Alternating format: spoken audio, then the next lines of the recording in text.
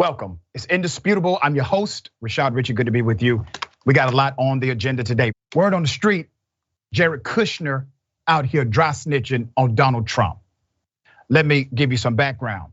During an appearance on MSNBC on Sunday afternoon, Donald Trump's niece, Mary Trump, claimed there are multiple reasons to believe that Jared Kushner is in fact the FBI informant working with the Justice Department before the Mar-a-Lago search, possibly to avoid a criminal investigation of his own. I'm going to give you some background to her sentiment.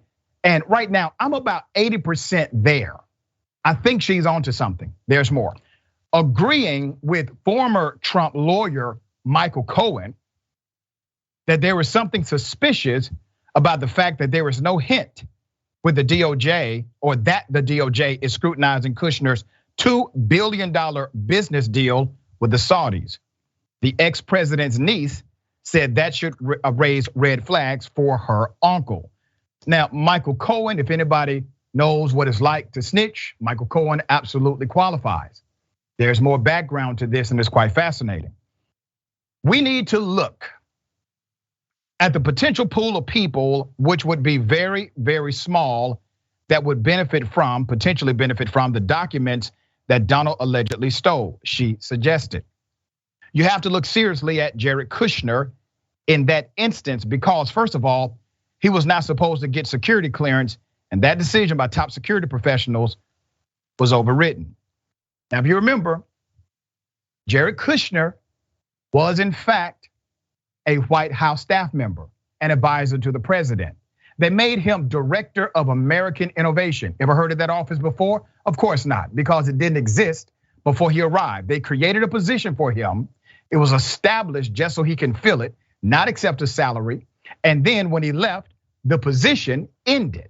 There is no more position known as Director of American Innovation.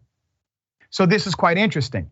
A known capitalist who inherited all of his business wealth because his father committed fraud, lands a job in the White House, decides to not accept a salary, and you think he did this out of the goodness of his heart. Of course not.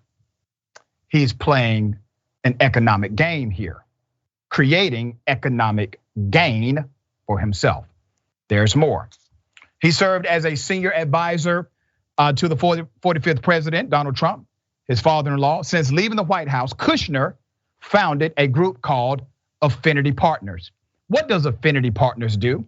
It is a private equity firm that basically controls nothing but Saudi government money. That's all it does. That's his job, period. There's more. Kushner is the son of the former real estate developer, Charles Kushner. Some of you may remember that name. Obviously, he's married to Ivanka Trump, former President Trump's daughter, and also a government advisor at one point. As a result of Kushner's father's conviction and incarceration for fraud, Kushner took over management of his father's real estate company called Kushner Companies, which launched his business career. He literally got his start because his daddy was convicted of fraud. My point to you is this: Kushner is a transactional, capitalist, prone to corruption leader, just like Donald Trump is. Okay? All right. Which launched his business career. He also stirred controversy for his conflicts of interest as he continued to engage in business, even profiting from policy proposals that he himself pushed within the administration. Kushner was unable to obtain a top secret security clearance until May 2018, when Trump decided to intervene and override the intelligence agencies. Whoa. So you have a guy, a known capitalist, somebody who inherited a company because corruption runs in his family. He marries the president's daughter before he's president. He gets a cushy job in the White House, not accepting the salary. And what does he do? Well, he positions himself to make more money. As soon as he's no longer in the White House, he's controlling money for Saudi. And then there's this entanglement between Trump and the Saudi government. I mean, yeah, it's starting to look like he possibly has a reason to dry snitch. Now, the Lincoln Project, a group of Republicans who are anti-Donald Trump, once again did a remarkable commercial. I played it last week, and guess what? I'm going to play it again. Here it is. Who was it, Donald? Who gave you up to the feds? Who squealed? Who told them what you kept in a safe at Mar-a-Lago? No, not that stuff. Disgusting. The classified documents. 15 boxes of top secret files. That's naughty, Donald. And illegal. You broke the law. No wonder the Department of Justice and the FBI came knocking. They're coming for you. But who leaked? Who sold you out? Was it Jared? Ungrateful. Ivanka? They're backing away from you. Don Jr.? Your own son. Eric? Do you even care? Melania? She wants to escape. Mark Meadows? Who did it? All your old Washington friends are talking to the 1-6 committee and the grand jury. They weren't your friends. Maybe it was someone closer. Who could it be? Someone you trusted. Betrayed you. Now you're the first president to have his home raided by the FBI. This is your legacy. It's bad, Donald. Your father would be ashamed. And there's no one you can trust. No one. No one at all. There never was. Yeah. You know, Donald Trump is a sore unto this nation. He's a dark spot. He's antithetical to the potential that this nation actually has. But he is a reflection of the reality of this country.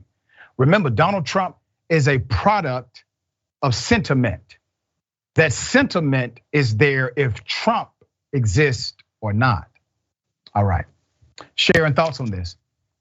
Well, you said a lot. You've said a whole lot, Dr. Richey. And on face value, well, I have to agree with you, right? Everything you said about Jared Kushner. But I think Mary Trump's comments might be a little unfair here because we haven't considered one thing. His father went to federal prison, a prison camp. Conspiracy, tax evasion. That does something, I'd imagine, to a son who never got over that. So it could be horribly unfair to point the finger at Jared, particularly when everybody knows Ivanka's probably the real one, dropping a dime, and Melania's probably also forwarding information to the feds. The point is, when you have so many enemies, Dr. Richey, they all could be on a party line giving him up. Who knows? It really could be that serious, but that's what happens when you get into the White House. Everybody is new, just like your money, new money, and no one has real loyalty to you, and you tick everybody off. Yeah, and he's done it intentionally. It's not as if he, fumbled into bad relationships. He absolutely created bad relationships with individuals himself. We're going to continue to follow what I think is an interesting angle. And multiple people are coming out with various theories about who actually tipped off the federal government.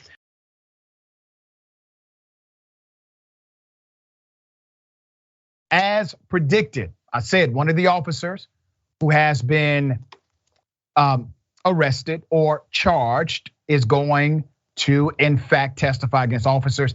This is in relation to the death of Breonna Taylor. We've been calling for the arrest of these cops since day one. The Attorney General of the state of Kentucky decided that no foul, no criminal activity, no harm. The Department of Justice saw it quite differently. Let's put up a picture of the detective as well as Breonna Taylor. The former detective, her name is Kelly Hanna Goodlett. When this story first broke about the DOJ, I said that detective has likely turned state evidence and would testify against the other officers. I was correct. Goodlett will stand before U.S. District Judge David Hall and admit to conspiring to violate Taylor's civil rights by assisting in falsifying documents connected to the botched raid of her apartment, the Louisville Courier-Journal reports. 2 years ago, according to the charging documents, Detective Goodlett lied and said a postal inspector verified to law enforcement that Taylor was receiving packages for her ex-boyfriend, a convicted drug dealer named Jamarcus Glover. This was actually the foundation of the raid that cost this 26-year-old her life. The former detective is also charged with knowingly conspiring with James and others to falsify the search warrant affidavit. So what do you have here? You have the prerequisite falsification, and you're going to see that they actually conspired afterwards to create a cover story. I will also expose in just a minute that this detective and other cops violated state law. The attorney general did not have the guts to prosecute because the AG was feckless, all right? As a result of her deciding to take the deal, Magistrate Judge Regina Edwards told the 35-year-old she must surrender her passport and stop communicating with Sergeant Kyle Meany and former detectives Joshua James and Brett Hankinson. Those are her co-defendants now. Detective Goodlett was also ordered to relinquish her firearms from her home and sent back to her domicile after meeting her $10,000 bond. The Washington Post reported as Edwards was laying down her terms, Marshall submitted that Goodlett's husband is in law enforcement too. She still has access to guns. And that he needs to have access to his weapons. The compromise is that Detective Goodlett's husband will keep his service firearms in a secured safe with a new combination that his wife does not know. Detective Goodlett also lied to investigators with the Kentucky Attorney General's office. Let me bring it back to me before I get into this part of the narrative. We have absolute, verifiable, on the record proof that this detective lied to state officials. That is, in fact, a crime. Not only is it obstruction of justice, felony obstruction, it is violation of oath of office. She has not been prosecuted by the state. As a matter of fact, none of these cops have really been prosecuted by the state, except for one who got charged with wanton endangerment, putting neighbors at risk, did not even get charged with what they did to put Breonna Taylor at risk. There's more. Goodlett also lied to investigators with the Kentucky Attorney General's office, telling them that Sergeant John Mattingly, in passing, told her and James Taylor had been receiving mail or Amazon packages at her apartment for 3 months before the fatal shooting. That was a lie. According to the indictment, she and James actually met in a garage to get, and I quote, on the same page about a postal inspector story after local TV station WDRB raised questions about their account, and the USPS officer disputed their claim, saying he never told them Glover was getting packages as his ex's apartment, or at his ex's apartment. So what do you have here? You have a conspiracy now. You have a criminal conspiracy, a meeting of the minds in order to manipulate the criminal justice system. These individuals are operating as gangsters. These folks are operating as criminals. It did not take much. Nobody said, hey guys, I don't want to do that. I don't want to be involved. I don't want to become a criminal. None of them said that. None of them stopped the other. None of them reported the other. Why? They're on the same page. This is normative. This is how they operate. This is who they are. This is the nature of their being. They are corrupt to the core. There's no goodness in these cops. They knew what they did was wrong. They knew they falsified information. They knew they lied to a judge, got a judge to affix the signature. They knew they carried out a bad warrant, and then they got together afterwards to continue to conspire criminally. And the state, under the African-American male Republican Attorney General, was going to let them get away with it. There's more. In addition to Detective Goodlett, James and Meany are fighting civil rights charges regarding the illegal search. Hankinson is facing multiple charges, including the civil rights violation of Taylor, her boyfriend, Kenneth Walker, and 3 of the neighbors. Hankinson is on the hook for shooting blindly into the neighbor's apartment and endangering those inside, including a small child. Detective Goodlett resigned from the force during the first week of August after she and her co-defendants were hit with federal charges related to Taylor's death. Co-defendants have pleaded not guilty on all charges. Attorney Ben Crump, the lawyer representing Taylor's family, tweeted, and I quote, "The truth prevails." Should it take this much? You have to understand, we highlight these stories, and every time there's this slow walk to justice for Black bodies that have been killed, unarmed Black individuals who have died at the hands of law enforcement. The wheels of justice move very slow.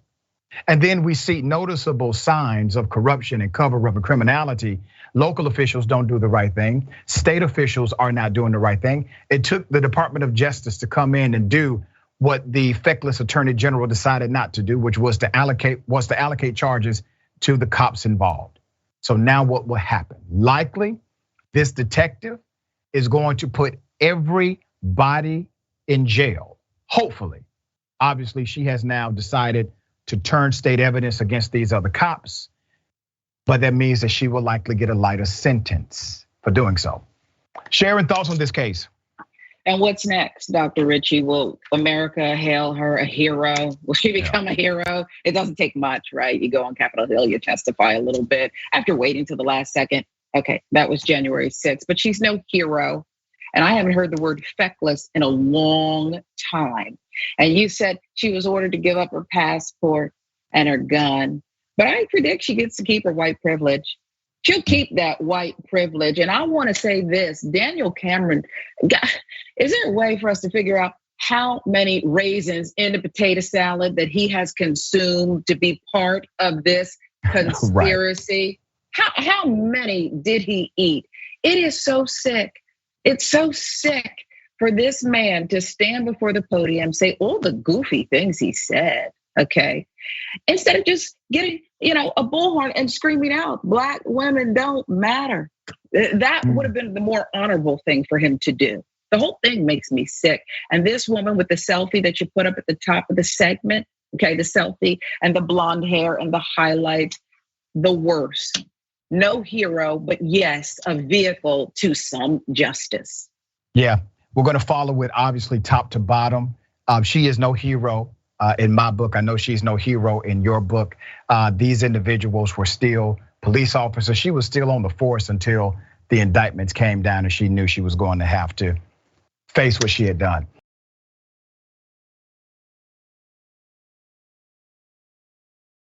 Let me do it this way. Put up the picture of this cop. Put it up, all right? Sellout. Straight sellout. Now let me explain why I'm saying that. Keep her picture up. Freddie Gray, I don't give a damn what a jury says, or a grand jury, or a cop. Freddie Gray, in my humble opinion, was murdered. One of the officers charged with the Freddie Gray killing has now received a promotion within the Baltimore Police Department. You're looking at her. This is Alicia White. Went from being a lieutenant to a captain last week, 6 years after her charges were dropped. Oh, they were just waiting for these charges to be dropped so they could give her this grand promotion for carrying the company water here. On Friday, August 5th, Captain Alicia White, one of the 6 cops cleared in the 2015 killing of Freddie Gray, was promoted to captain in the performance standards section in Baltimore City's police force. In this capacity, like the one she is already serving in, she will conduct audits and inspections and ensure the force follows proper policies while on duties. I'll be damned. You mean one of the cops who was charged with not following proper policies that led to the death of Freddie Gray is now in charge of enforcing proper policies for other cops in Baltimore to follow? Well, hold on. So the person who has been charged with violating policies is now the individual you put in charge of enforcing policies. This is why people don't like the police. This has to be the dumbest decision. What organization other than the police would make a decision like this for someone who was in clear violation of policy, protocol, procedure, and decided to be antithetical to human life? I got more. Police Commissioner Michael Harrison did not speak directly about Captain White. That should tell you something. The police commissioner did celebrate, who's a black woman, did celebrate the stepping up of all officers. A group he calls the next generation of leaders. The Baltimore Police Department is continuing its efforts to promote officers and put in place new leaders with the department to move the agency forward. So they're highlighting diversity. They're saying, oh, this is a woman in leadership. We are promoting her to captain. This is a good day for Baltimore. Now, remember who prosecuted these cops. Put up her picture. She's going through a lot of hell right now. 2015, White was one of 6 officers indicted by this woman, Marilyn Mosby. That's the state's attorney for Baltimore City. Charges were ultimately dropped. In a federal case, the DOJ declined to bring charges against the officers after conducting its own investigation. Now watch how sinister this gets. The federal authorities commented on their assessment of her part in the incident. According to a statement later made by Sergeant White, she said, this is her account. She looked into the wagon, the paddy wagon. And while she could not see Gray's face, she saw him kneeling on the wagon floor, facing away from her and leaning over the bench with his head down. Now, let me remind you of what happened to Mr. Gray. Mr. Gray was put in the back of this paddy wagon. All of the protocols were violated as far as his safety, and they gave him what's called a rough ride. A rough ride is what cops would do when they don't like you. They put you in the back of the paddy wagon and they hit every bump they can hit. They take every curve sharply. They try to harm you in the back of that paddy wagon. And that's exactly what they accomplished. This is well known among police divisions. This is not something abnormal. This is normative in the culture. Yes, it violates policy, it violates protocol, but it is done on a regular basis. Ask any cop you know. And that's what they did to Freddie Gray. But instead of him simply being injured or inconvenienced, they killed him because of this rough ride. All right? White attempted to question Gray, believing that he might know something about the complaint she was investigating. It read, he gave no verbal response, but made an audible noise. White interpreted Gray's silence as an indication that he did not want to cooperate with the police. That's a damn shame, madam. Put up a picture again. He was dying, Captain. And you could have saved him. You could have saved the man, but you took his noise, his utterance, his inability to speak as a sign that he did not want to talk to the police. During their review, the feds discovered Officer William Porter informed the captain that Gray wanted a medic. Her reply to Porter was to follow the vehicle back to the Western District Police Station to relieve the crew of another arrestee and then take Gray to the hospital. The statement continued, regardless of whether Sergeant White or Officer Porter acted negligently by not calling a medic prior to stop 6, it would be impossible to prove that either deliberately ignored Gray's needs. Isn't that something? They are literally admitting, yeah, they were negligent. Yeah, their negligence probably led to the death of Mr. Gray, but you can't prove they were negligent on purpose. And for that reason, we make you captain. Oversight, authority over enforcement and protocols for the Baltimore Police Department. This doesn't happen in any other industry but the police. They're not accountable to each other. They should be accountable to us. For the people of Baltimore, you should be outraged. They are literally taking your tax dollars. You are paying for your own oppression. But that's the force, right? That's the mandate. That's what we all have to endure in this ridiculous upside down world. That's why we yell defund the police. We say defund the police meaning reprioritize policing budgets. People like this should not get promotions. They should get a jail sentence. They should have absolutely no authority over citizens or people, period, in our communities. Sharon, thoughts on this?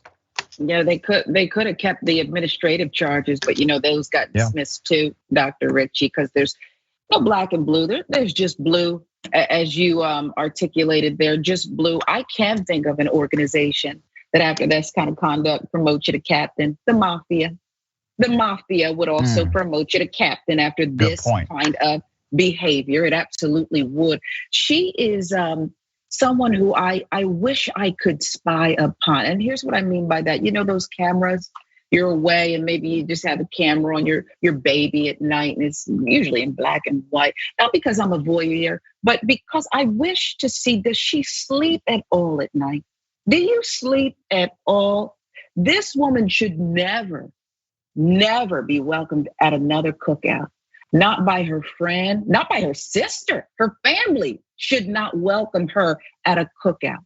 This is disgraceful. And I don't know how she gets any shut-eye after this. It's to think about the injuries, the spinal cord, the way you took us through it. It takes me right back to when we first learned about it, as he's screaming in horrific pain. And that is her account to investigators. She disgusts me. I say this often and I mean it. There should be no job on this planet where you are okay with putting on their uniform and taking off your humanity. Amen. And that's exactly what we see time and time again with policing in America. All right, we got more on the other side. It's Indisputable. Stick and stay.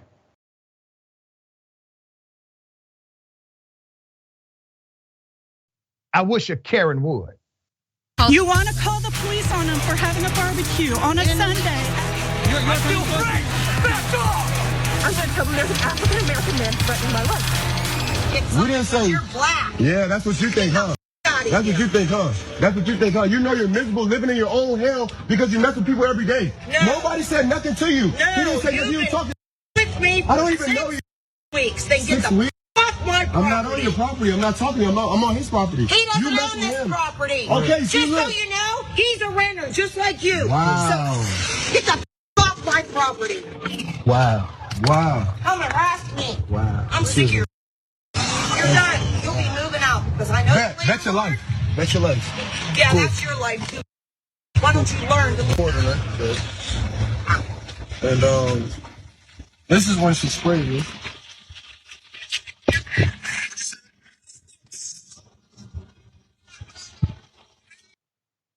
The Karenicity in this one runs deep. I have more video. As you can see, she has committed a physical assault, okay? Not the first time. Now, these individuals who happen to be college students in Pennsylvania, they have evidence. They recorded the entire encounter. The cops are there. They are showing video evidence of this physical assault. Yes, spraying somebody with a water hose is unwanted physical contact. It's assault. Here's what the cops said. And then this is the video of when we were talking to her.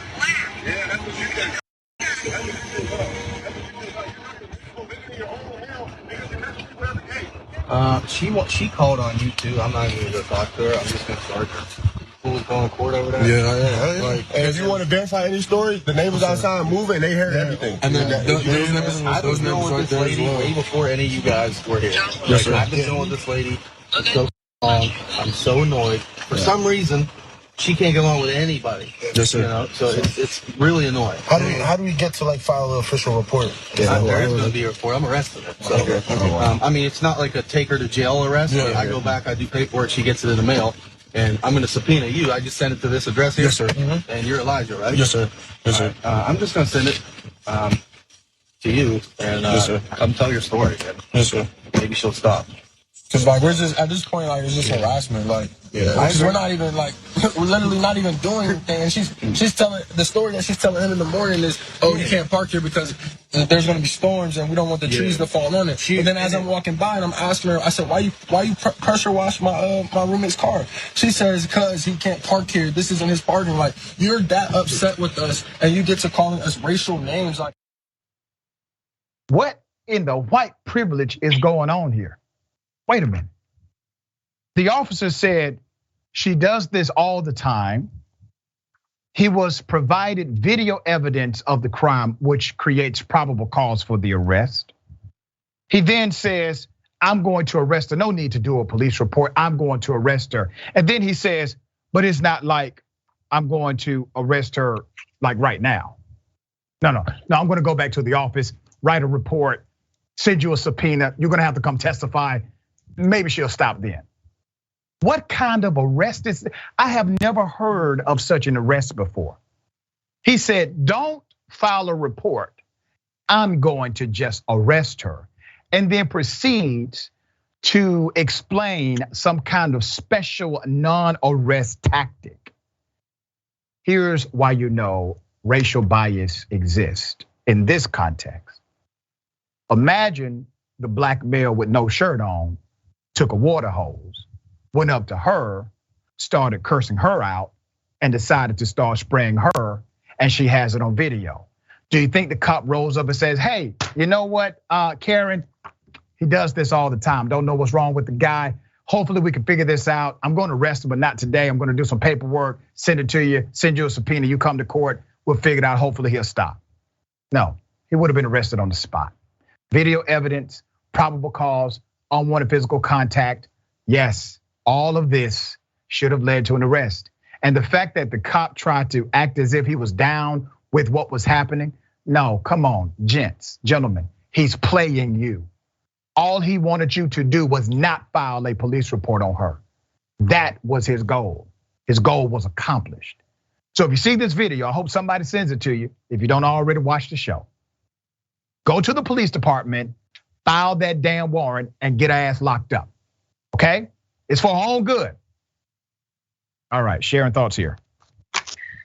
Yeah, I heard it too. Now what, after having this earpiece in my ear for so many years, Dr. Richey, I couldn't tell if she said, get off my property or you are my property, okay? She meant both. Exactly, and I was waiting for the German Shepherd to come out as well and attack the gentleman, the police officer. It is disgraceful, and we know what would have happened if the roles were reversed. Probably would have been on the scene and would have shot her up, him up with some ketamine or something. Okay, at the very least, and somebody would have been going for a ride and would have been taken out of there. Okay, yeah. So the whole thing is just silly. The fact that they recorded it, what they're telling him, and yes, as just a civics lesson would tell you, that is not proper policing protocol. Go in there, get her, and lock her up. Yeah, it was real simple. I mean, literally, they had the evidence. The cop was aware that she did this historically. He refused to arrest, dissuaded them to actually file a proper police report. If the brother would have done this, that cop would have called for SWAT. Okay, so gentlemen, if you see this video, I'm encouraging you, do the right thing, all right? Okay.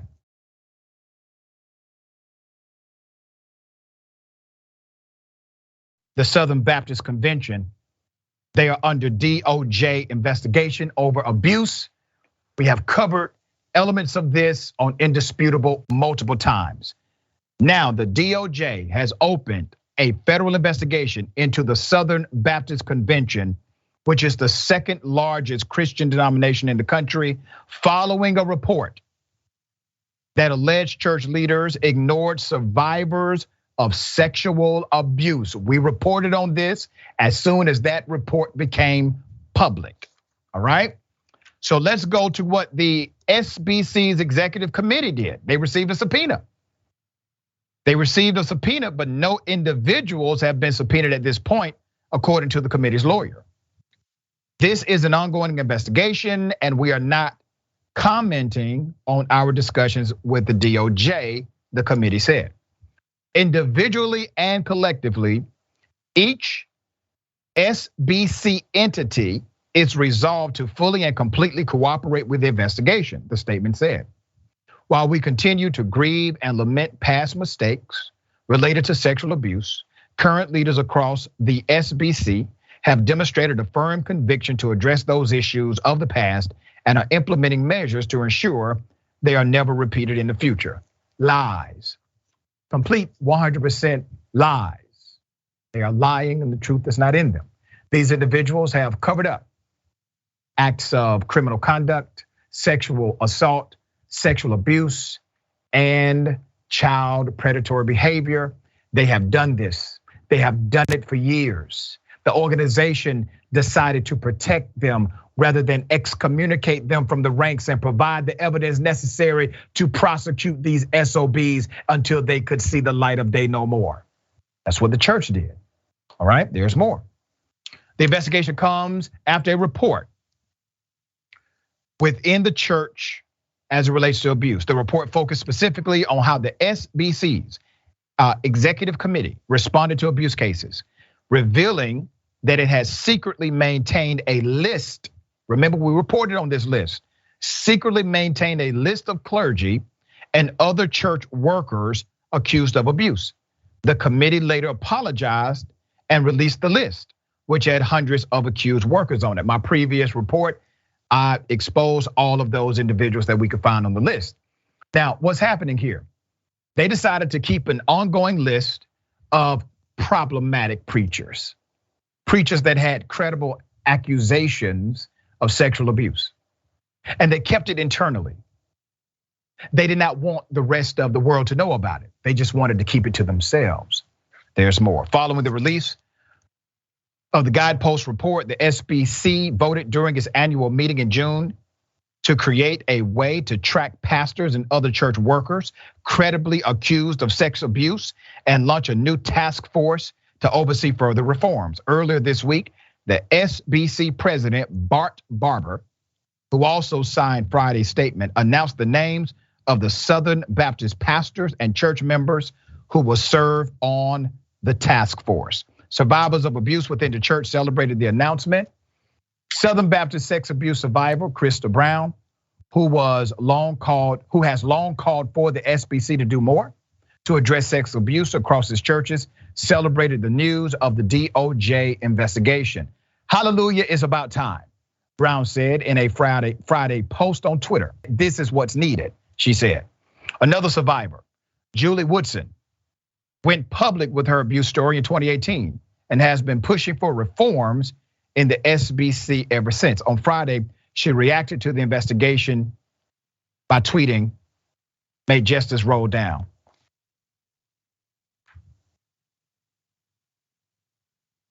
What are y'all celebrating? Reforms? I hate to say this because I know many of these individuals have been victims.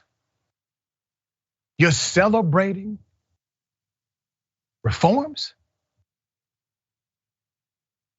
The victims that this church and the preachers inside of this denomination, the victims are still there.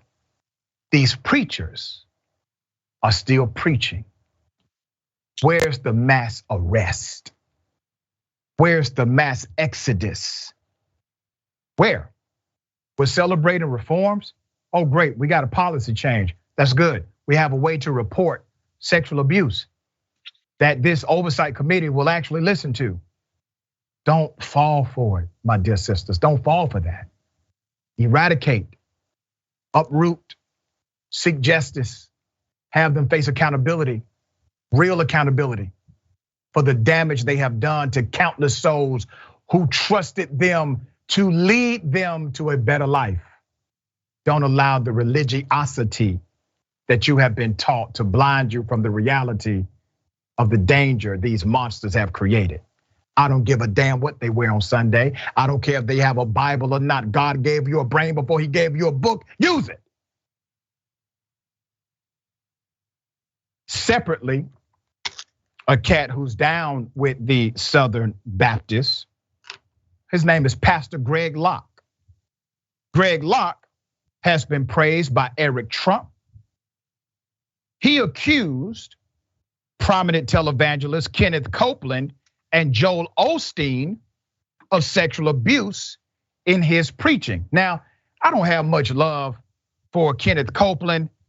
Joel Osteen, he's a mixed bag. He says some things that are inspirational. I don't like how he treated flood victims. But here's what Greg Locke said in his pulpit. Here it is. Full-blown demon-possessed Satan worshipers like Kenneth Copeland, the most powerful pastor in America. He's a demon and he's going to hell, and you tell him I said so. I'm about to kick his pulpit over and preach wide slam open tonight. That low-down, sorry sex trafficking rapist. I wish to God he would take me to court. I wish to God that demon would take me to court. I'll show the pictures I've got. You ever send another dime to that low-down, sorry pedophile? I pray God curses your finances. I'm sick of these demon-worshiping pastors like Joel Osteen. Look, I'm just going to say it tonight. I don't care what the news media says. Joel Osteen ain't gonna sue Greg Locke. I wished you would. Dude's worth so many millions of dollars, it's ridiculous. Why don't they sue the hillbilly preacher? I'll tell you why. Because he knows I'm right. I'm gonna call them all out when I have to. You say, oh my goodness, you mean to tell me that Joel Osteen, he's that way with women? No, I'm here to tell you Joel Osteen's that way with boys. Well, that's interesting, Pastor, because according to your own sermon, you said you have the pictures, which means you were in possession of child pornography, which means somebody in your state should currently have you under investigation because you said you have the pictures, sir. That's what you said. Now, I'm calling for an investigation into this preacher, Greg Locke. Now, he has said controversial things from the pulpit before. He said that Democrats are not allowed in his church. He said that if you vote for Joe Biden, you're going to hell. Okay. But sir, you have now admitted to a crime. Possession of child porn is illegal, against the law. You said you have the pictures, which means you are in custody of illegal material. Is somebody willing now to investigate this clown? All right, Sharon, thoughts here. Well, I would hope that your investigative team is his computer already in the hands of the FBI? Because they have got to do a full workup on his computer, his iPhone, every device he has, because we've got to get to the bottom of what else is on there. It's just, and you notice how he kept talking about money? It always came back to money, how many millions Osteen has, and I don't have this, and you better not give or tithe or whatever he was talking about. The problem is, and I'll go back to the SBC, because the way you laid it out is just, it's incredible and it's easy to follow. When you remain with your predator, your victimizer too long, the sickness begins to feel like a cure. There's no cure here. There's no cure, okay? And I don't know where SBC intends to track these problematic preachers, except from Bible study camp to Bible study camp, because that's where they're going. And I really don't understand why they can't be more transparent, because they've commented on everything. I just made a list. Abortion, gay people, race, guns, Trump. They've said a lot about a lot of things. And we need full transparency here, okay? And we need some arrests. Arrests need to be made. Yeah, and if this church is not talking about being transparent enough to aid in the prosecution of these preachers who have violated the souls, the bodies of innocent people, they're not willing to do that. Whatever judgment comes against that entire group, whatever narrative is antithetical to them as an organization, it is well deserved. While yes, the vast majority of preachers may not have engaged in it, the vast majority of preachers did not do what they needed to do to eradicate the danger inside of their industry. All right, we got more on the other side. Indisputable, stick and stay.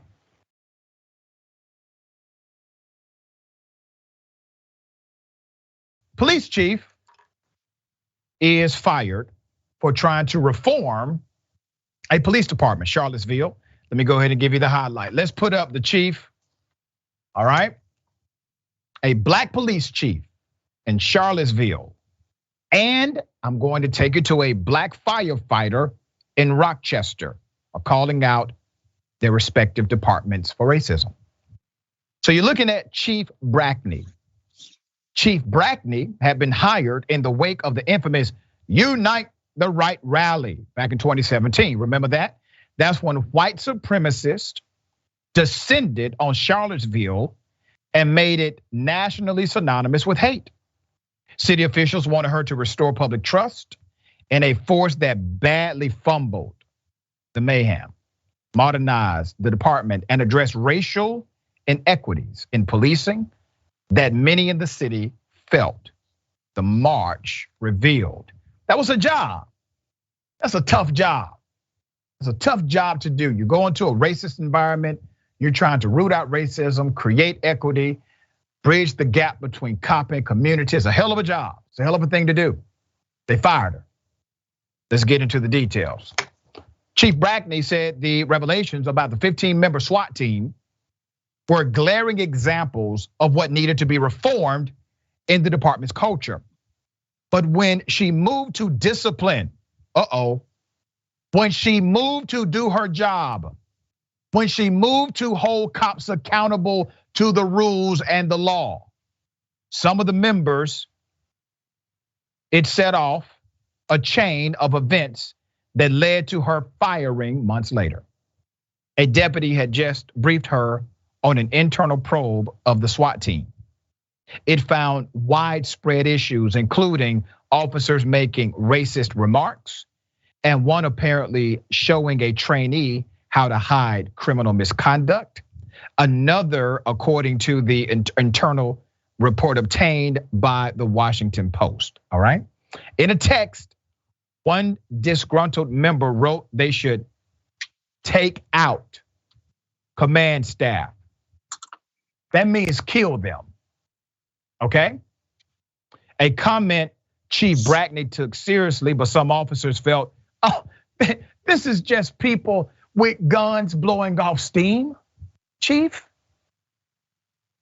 So the chief filed a $10 million lawsuit against the city and 10 officials this summer, alleging racial and gender discrimination, and that her firing was retaliation for her efforts to root out problematic policing. Now, let me tell you why we know this is vengeful, okay? Typically, if a department actually wants to let a cop go who's in executive leadership, those cops don't get fired, even under the most extreme of circumstances. They are allowed to do what? Resign. Shoot somebody in the back, you can resign. Kill an unarmed black or brown body, resign. You're allowed typically to just resign. Well, she wasn't allowed that. They did not give her that opportunity.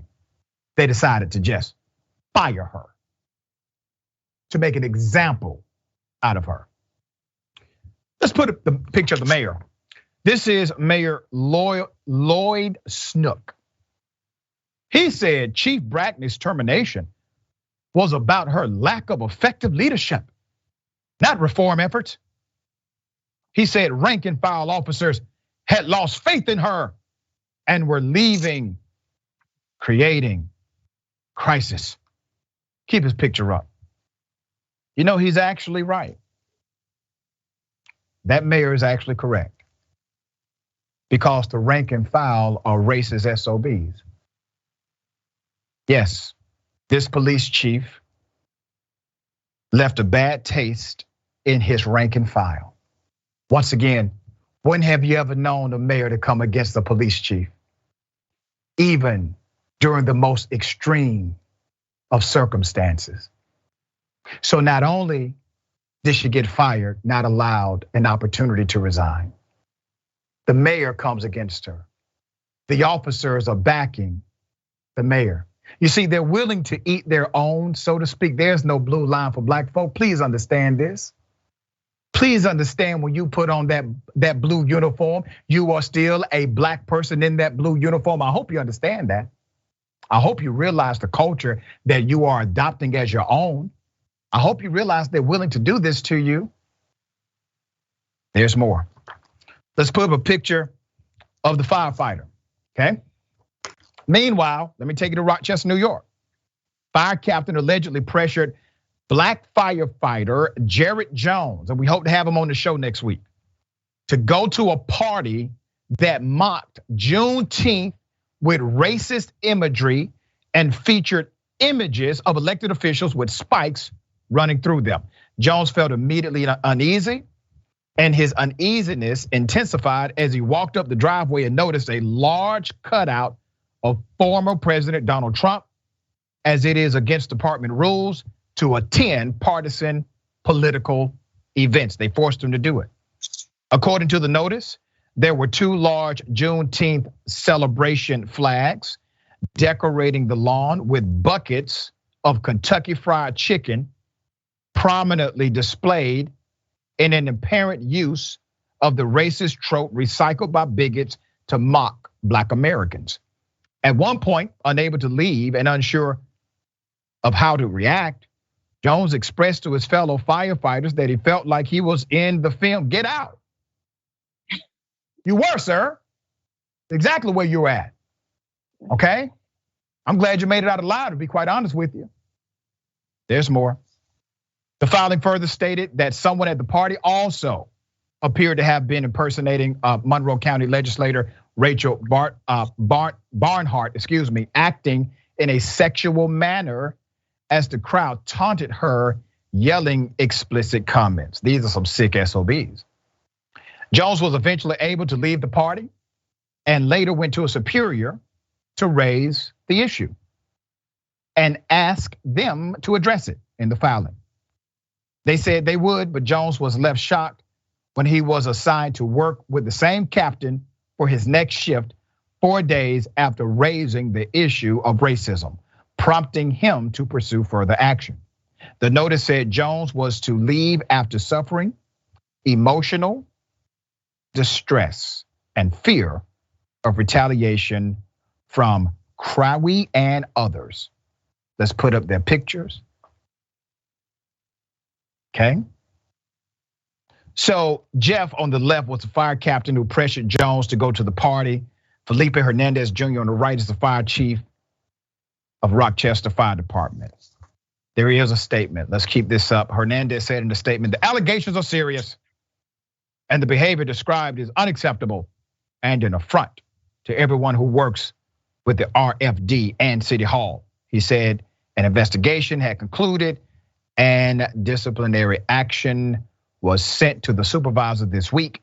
He said the supervisor would remain on suspension until the action was received and accepted, but did not expand on what action was actually taken. Oh, as I've said many times before, don't fall for the, we take these things seriously. It will not be tolerated. And every single time they say it will not be tolerated, they only say that because it is being tolerated. Because if you don't tolerate it, guess what you don't have to say in your statement? It won't be tolerated. You know why you don't have to say that in your statement if you don't tolerate it? Because I just told you what the hell I did. That shows you I don't tolerate it. Sharon, thoughts here. What kind of party is this? What, no watermelon? I mean, exactly. They had the fried chicken, the Juneteenth flags, the Trump cutout. Where's the watermelon? The whole thing is just silly season. Stop issuing these stupid statements. And let's head back down to Charlottesville, shall we? Let's head on down there, because if they have an opening, I know a captain in Baltimore, Alicia White, would be happy to take that job. She's about the only one who could fill it, okay, with what's going on down there. This whole thing about how one bad apple and, there's you were right. And you talked about it with politicians, you talked about it with police before, okay? When you allow this kind of nonsense, okay, and I heard a minority name there too, who was allowing it and issuing a statement. When you allow this kind of nonsense, you're all bad. Okay, until you clean it up, you're all bad. Yeah, well said. All right.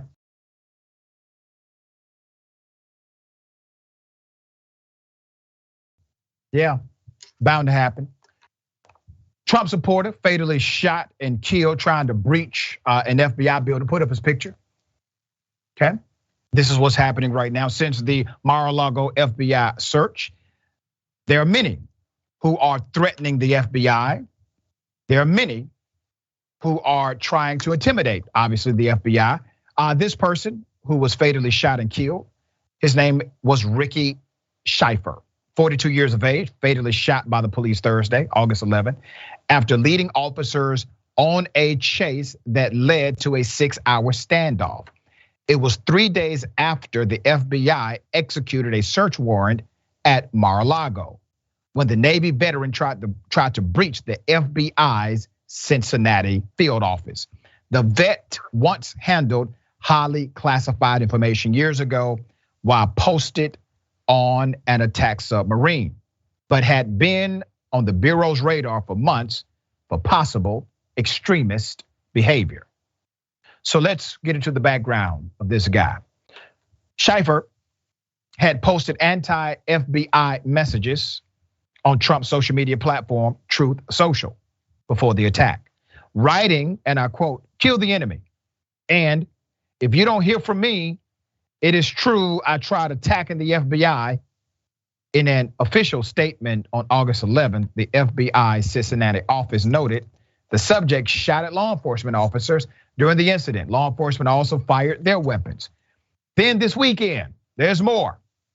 Let's put up the pictures. On Saturday, armed Trump supporters in Phoenix, Arizona, gathered outside of an FBI building. Outside the FBI office, Trump supporters were carrying handguns and assault-style weapons. One protester said they were there to protest the unlawful search at the Florida property, and another person was reportedly waving a Confederate flag, and others held "Honor your oath" and "Abolish FBI" signs. An FBI spokesperson told CNN that the Phoenix protest, which had around 25 people, was lawful and it was disbanded around noon. They did not cross into FBI territory. There's more. Additionally, this weekend, let's put his picture up. Richard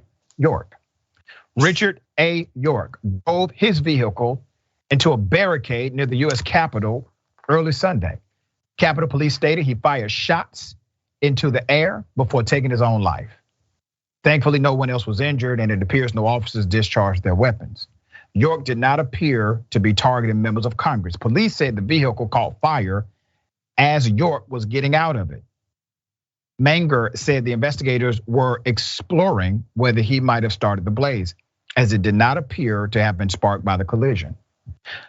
Capitol Police Chief Tom Manger said officers did not hear the individual say anything during the incident. Let's put up the picture of the Capitol Police Chief. Okay, there he is. He said investigators were exploring York's social media and running him through databases, but had so far found nothing to determine York's motivation. Investigators also found addresses in Delaware, Pennsylvania, and his criminal history. Online Pennsylvania court records show York's criminal record includes arrests and convictions dating back more than a decade for several offenses, including simple assault, burglary, making terroristic threats, and illegal possession of drug paraphernalia. Let's be very clear. Donald Trump isn't going to say stop the madness. Mitch McConnell, who has no backbone, he's not going to call for this to cease. Members of Congress on the conservative side, they are afraid to say, hey, stop trying to kill FBI agents. Now remember, wasn't it those on the right, Trump supporters, who called members of Black Lives Matter criminals? That they somehow were antithetical to the survival of police? Answer this. How many cops have members of Black Lives Matter killed? Zero. None. You see, the nature of their movement is rooted in violence. but it has always been. The nature of our movement is rooted in love, coalition building, unity, connection, freedom, liberty.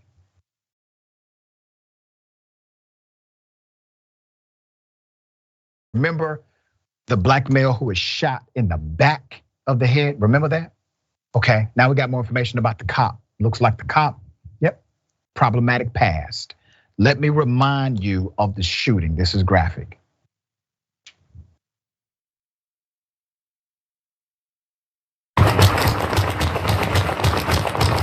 Stop, dude, I'm gonna tase you, stop. Get on the ground, get on the ground right now.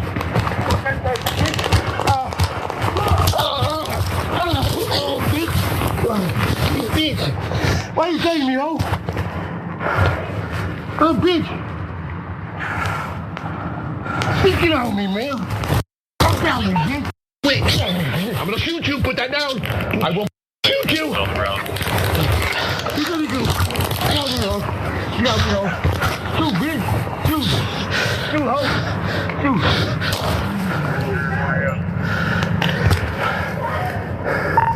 35 shots fired.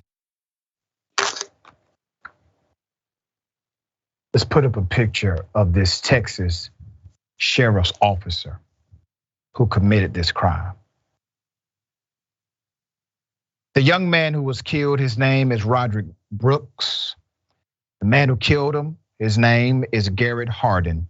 A veteran Texas sheriff's officer was the one who fatally shot and killed the 47-year-old black male. Let's put up a picture of Mr. Brooks. Hardin killed Mr. Brooks after he allegedly stole detergent. Detergent. Can I say this? Nobody steals detergent unless they need it. Nobody steals detergent unless they need it. Let me give you some background on this cop. Hardin has a long history of being disciplined for violating department policies. He was on disciplinary probation at the time of this death, according to records obtained by the HuffPost. The sheriff's office has now suspended Garrett Hardin without pay on 8 different occasions since 2004. Hardin was first suspended in 2004 when he entered a cell block after witnessing a fight between 2 incarcerated people and left security doors unlocked and unsupervised. That was intentional. He was also suspended without pay 4 times since 2005 for damaging patrol cars, according to the records. In April 2008, this deputy was issued a 5-day suspension because it was determined he had knowingly misdirected his immediate supervisor about his involvement in a vehicle pursuit, according to the records. He lied to his own supervisors and they kept him on the force. He had been suspended without pay multiple times and they kept him on the force. Why? Why do you think they kept him? They kept him because they knew what kind of cop he was. They knew he was corrupt, and they have a culture of corruption at that police department. This death, this murder is just as much the fault of the sheriff's office as it is the man who actually pulled the trigger. Because without one, you don't have the other. They had from 2004 to fire this SOB and they chose not to. Because the life of those he polices doesn't matter to them. Hardin was most recently suspended after he had made lewd comments to people working under him. While Hardin was doing roll call as a supervisor, he told a female deputy, "Don't let me show you my blank is bigger than yours," and made a hand gesture to reflect the size of his genitals. That's according to deputy records. He also told a female deputy that he would eat that out. That's what he told a female deputy. One woman said she asked Deputy Hardin to repeat what he said. She said he looked her in the eyes and repeated that he would eat her out, which she took as a sexual advance. She said during the investigation that Hardin's comments were crude and created a hostile work environment, and that she had no trust in him as a supervisor. They kept him on the force. Hardin made these comments in front of several people, according to the report, and 7 deputies were interviewed about the incident as part of an internal investigation. One said she did not report Hardin's statements initially because of fear of retaliation. Another deputy said that Hardin told them, now that HR is gone, I can say what I want to say. Hardin was ordered to take sexual harassment training, placed on a 180-day probation and suspension without pay for 80 hours. And when he shot Mr. Brooks in the back of the head, he was on probation, never should have been a cop. He was a bad cop, 100% corrupt.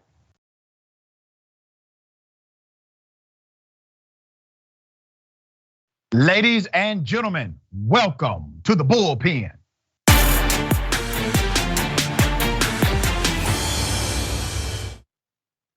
In the bullpen today, we have Mr. Sean Tima, commentator, Young Voices, and Chief of Staff for Young Americans for Liberty. He's been all over the place, Newsmax, OAN, et cetera, et cetera.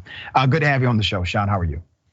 I'm doing great, Dr. Richey. Thanks for having me back. Absolutely, man. Thanks for coming back. Okay, we're going to talk about the all of a sudden about face that conservatives have displayed. They are now for defunding the police, contextualized through the agency known as the FBI. Interesting. I don't want to presume what you know, believe about this newfound dynamic with the conservative party. So if you would, give us your sentiment and I will then opine. Absolutely, well, I love to see it. And I think that people are justified in distrusting the motives or intentions of the FBI raid of Donald Trump's home. Because if you know your history, you know that the Federal Bureau of Intimidation has been used and abused to crush political dissent and protect the elites since its founding. And defunding and abolishing the FBI, the case for it writes itself. You go back to the founding, World War I, when it was founded, Woodrow Wilson used it to arrest and spy on people who opposed sending troops to Europe. Fast forward a couple decades, the FBI is blackmailing and sabotaging civil rights leaders like Dr. King, Malcolm X, who was even complicit in the murder of Viola Liuzzo, prominent civil rights activist. The Republicans used it in the 80s to spy on hundreds of organizations who opposed the regime change and involvement of the intelligence agencies in Latin America. In the past 2 decades after the Patriot Act, I mean, it's gotten worse than ever. Unprecedented power to wiretap and spy on American citizens without warrants, to put them on no-fly lists, freeze their bank accounts without due process. And now we see it coming to a head where they're going and raiding a former president's home and spying on him during his campaign. That is waking up a lot of people. And the legitimate functions of the FBI really could be done at the state level when it comes to criminal investigations. So my thoughts, and I'm glad to see conservatives see, as Anthony Sabatini would put it, I think we need to gut this agency like a fish and give power back to the people. All right, so let me respond to that. First of all, let me say for the record, I have no love for the FBI. They are the police. I will let them defend themselves. And for black people, we're in a precarious situation because we have feckless state prosecutors who are unwilling to prosecute obvious crimes like the death of Breonna Taylor. And then the DOJ comes in and does what the state agency chose not to do under Republican leadership. And you're right, they put Dr. King under surveillance. They made him enemy number 1. And this list goes on to people like Malcolm X and others. So we don't have some kind of cozy relationship with the FBI, black people historically. So I want to make sure I say that for the record.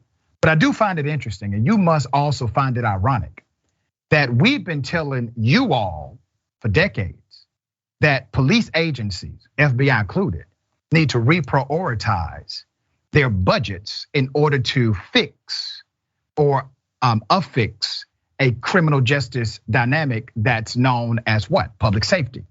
That the goal, the aim should have always been public safety, not policing, not arrest, not simple investigation, but public safety. You all said we were wrong.